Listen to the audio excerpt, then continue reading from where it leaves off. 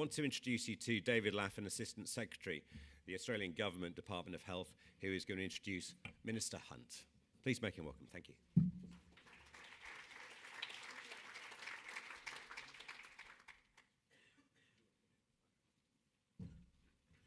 Change of order. We're going to have the video of the Minister first, then David will come up after that. Thank you.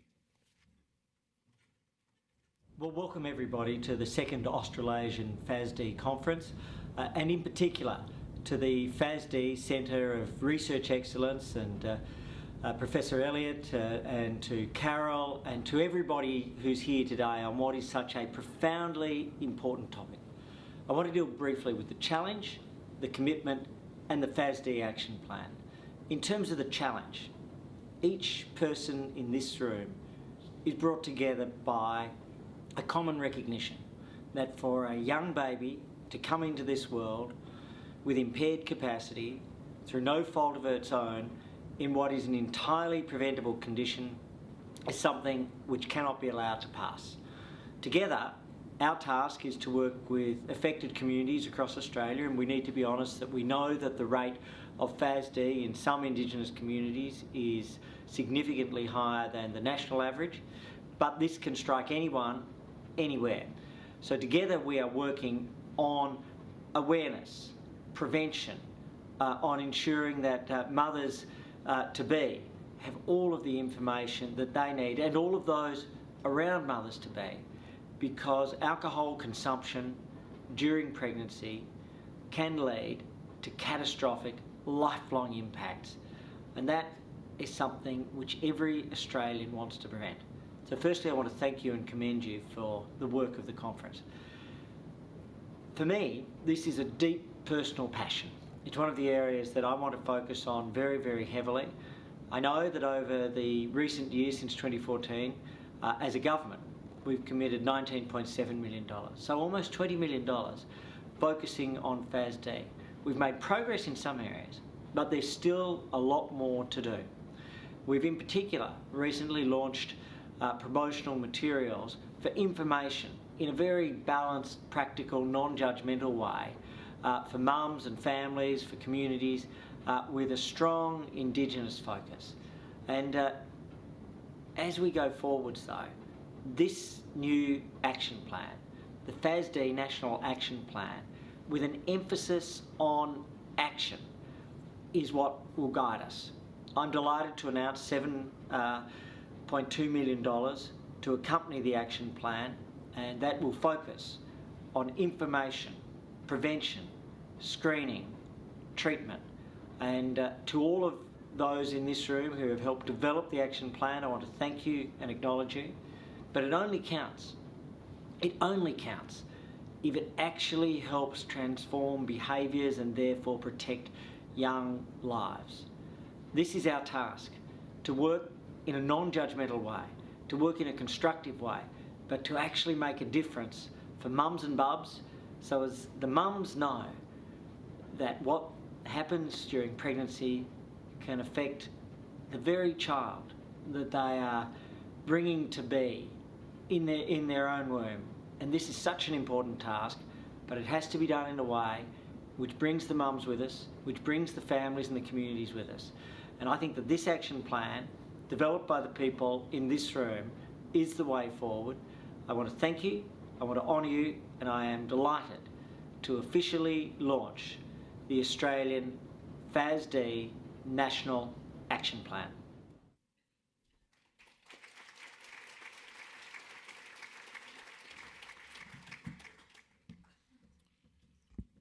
Hi. Good morning, everyone. So I'd like to acknowledge the traditional custodians of the land on which we're meeting and pay my respects to their elders past and present. We've just heard the video from Minister Hunt, but I'd also like to apologise on behalf of Minister Wyatt, who had really hoped to be here this morning, but was called to a meeting outside of WA at late notice. So Minister Wyatt sends his apologies, along with his best wishes for a successful and fruitful conference.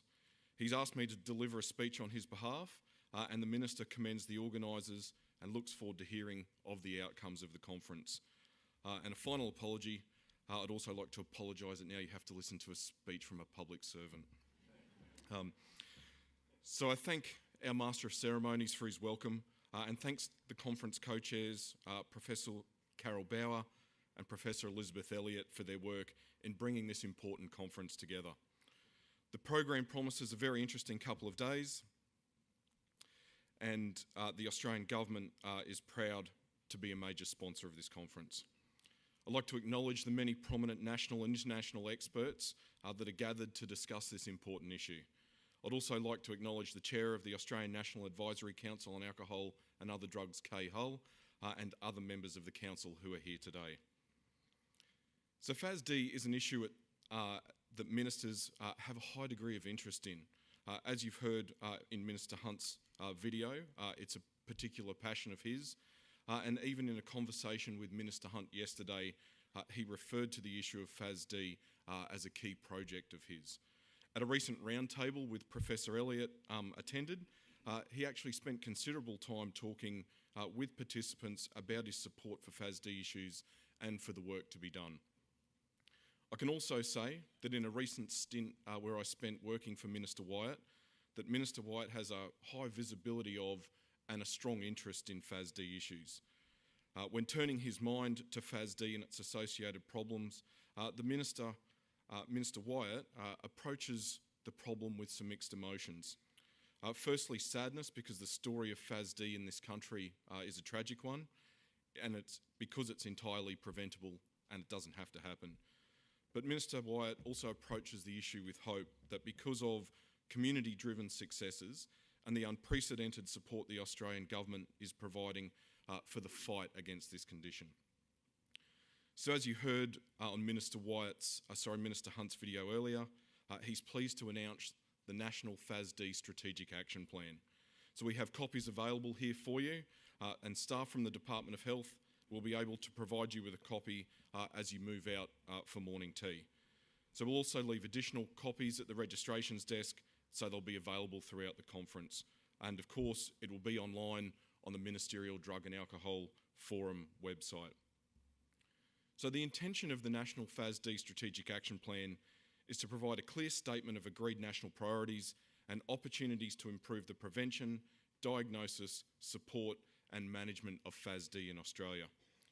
Importantly, the FASD Strategic Action Plan also establishes a new National FASD Advisory Group who will report to the National Drug Strategy Committee on the progress being made against the aims of the action plan, promote successful models and highlight emerging issues and evidence.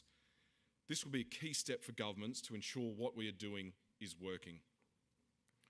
It was just under 2 years ago that the Commonwealth convened a national stakeholder roundtable in recognition that the existing action plan was coming to an end.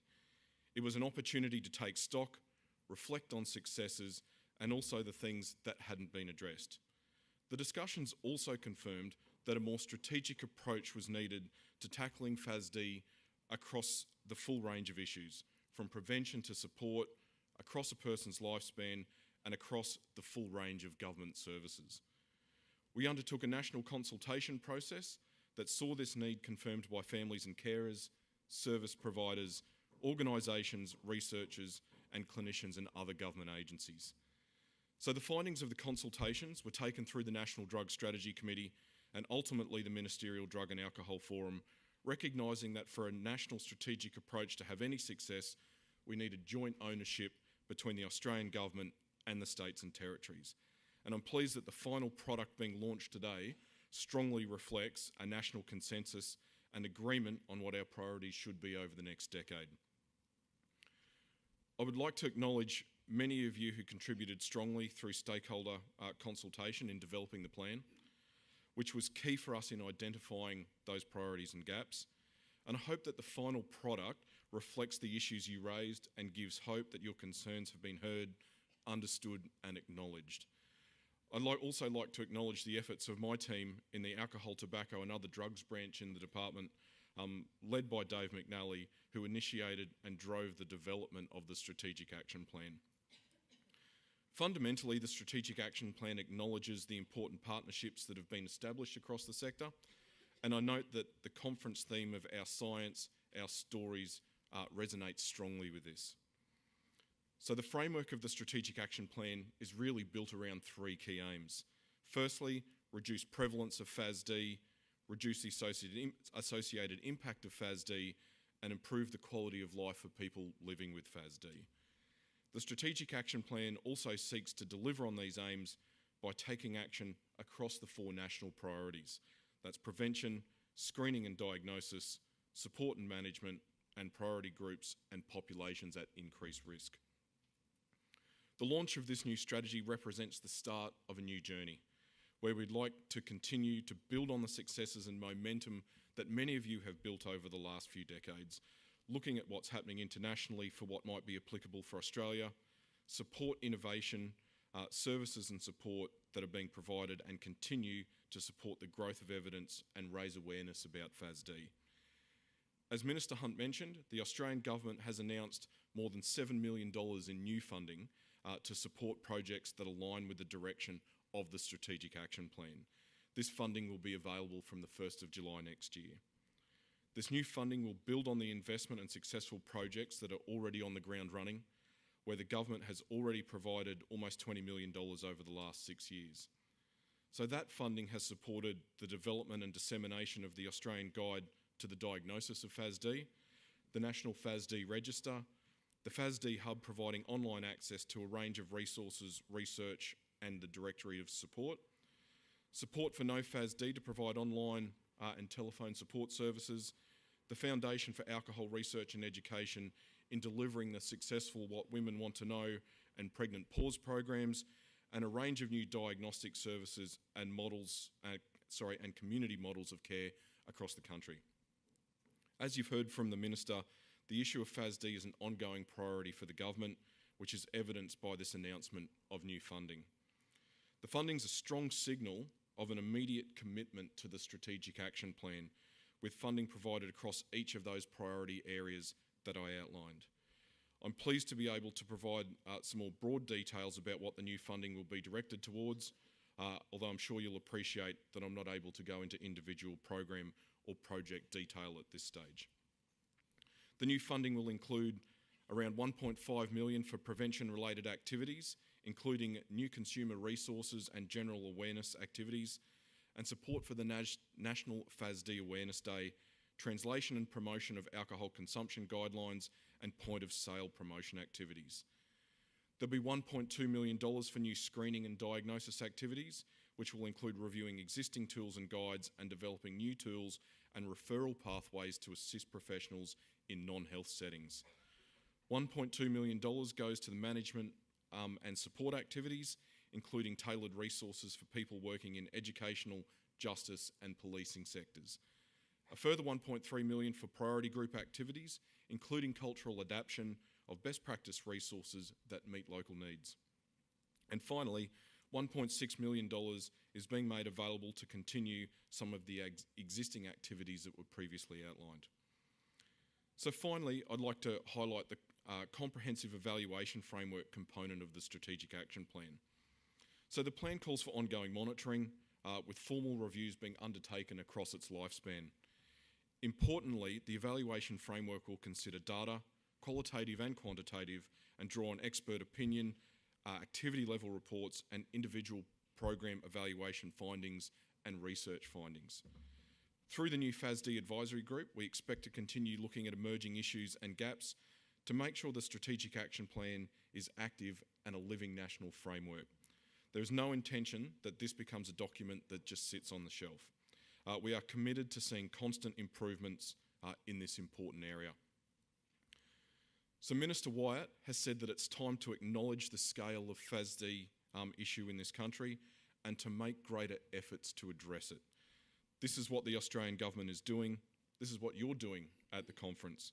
So all of us are part of the solution. By working together, we can prevent FASD in Australian communities, protect future generations, and give children the best start possible. Thank you.